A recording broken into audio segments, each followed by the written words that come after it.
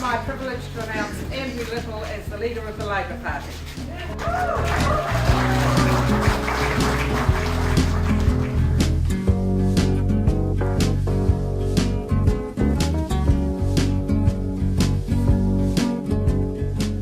My name's Andrew Little. I'm the leader of the New Zealand Labour Party, leader of the opposition, and I'm here cooking my favourite meatloaf for Cooking for Change. So I grew up in New Plymouth. I was born in New Plymouth, grew up there.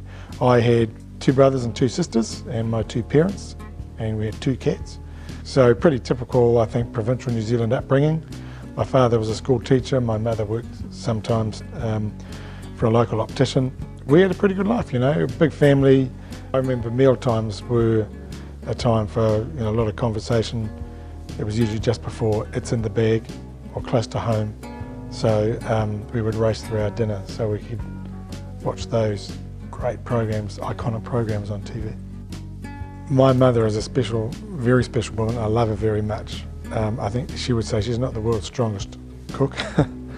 We did have boiled cabbage, and it didn't look very green by the time it arrived on the plate, but that was life. I loved her lasagna, actually. She was fantastic at lasagna, still is, and even at the age of 92 when I go home, she knows that I like her lasagna and she still cooks me lasagna. So the main sport I played at high school was hockey, in a rugby loving high school. I also had an interest in theatre and drama, so I did a bit of that as a teenager. Drama was a way of actually meeting girls, so that's why you did it, and it was lots of fun. Yeah, I think by my teenage years, because my father was pretty political, mother a wee bit as well, so we had quite a political household.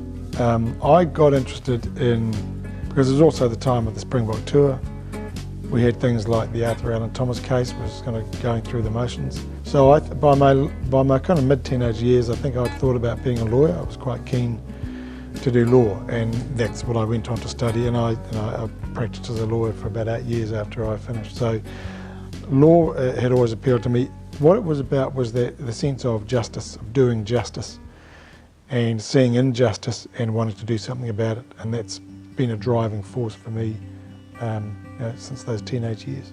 I got involved in student politics at Victoria University where I studied, and I was the student president.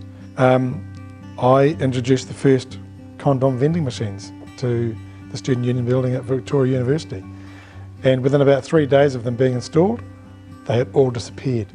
I don't even know, I haven't even looked in the toilets at Victoria University since then, but that was our effort for, do something slightly socially progressive and responsible.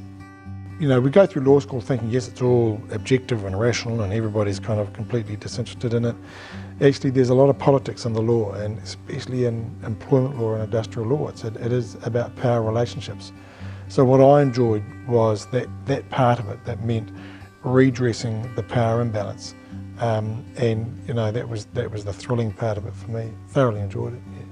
I think the union role, particularly when I became National Secretary of the Union, draws you into political issues as well, because you're then talking about law change. I was actively involved in the Labour Party for a while anyway, and I got to a point where I wanted to be part of the process of changing laws, making laws good and doing positive and progressive things rather than just sort of, turning up and doing submissions and keeping your fingers crossed and hoping someone would listen and something would happen.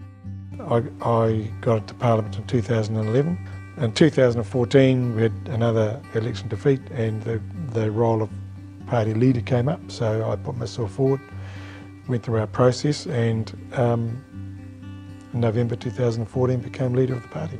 For the Labour Party, I think when I look around, one of the big challenges we've got as a country is 10 years, 20 years from now, what sort of jobs are people going to be in?